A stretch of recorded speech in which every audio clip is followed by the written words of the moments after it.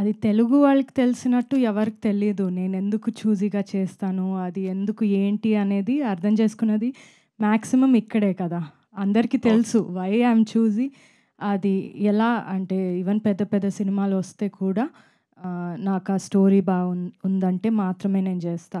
నాకు నా మనసుకి అది ఒకటి మంచిగా అనిపించాలి.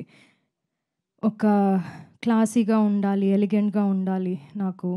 ఊరికే కమర్షియల్ రీజన్ కోసం నేను సినిమా అస్సలు చెయ్యను. ఎప్పుడు చేయలేదు. ఇంకా చెయ్యను నేను. సో, ఆ కమర్షియల్ ఇది నాకు సెట్ అవ్వదు ఎక్కువ. చేశాను కాబట్టి అందులో కూడా ఒక రీజన్ ఉండాలి. నేనెందుకు అక్కడ ఉన్నాను అనేది. సో, అదొక పర్సనల్ సెన్సిబిలిటీ. పర్సనల్ చాయిస్ అది. లైఫ్‌లో కూడా నేను అలాగే ఉంటా. అలాగే సినిమాలో కూడా ఉంటా. సో, మీరు చెప్పినట్టు ఒక్క హీరోయిన్‌కి లైఫ్ తక్కువ అనేది కరెక్ట్ కాదండి అసలు. చాలామంది ఉన్నారు. ఇప్పుడు కూడా చాలా బాగా చేస్తున్నారు. చాలా యాక్ట్రెసెస్ ఉన్నారు. సో, అదొక ఒక బిలీఫ్ అంతే. అది ఇట్స్ నాట్ రియాలిటీ.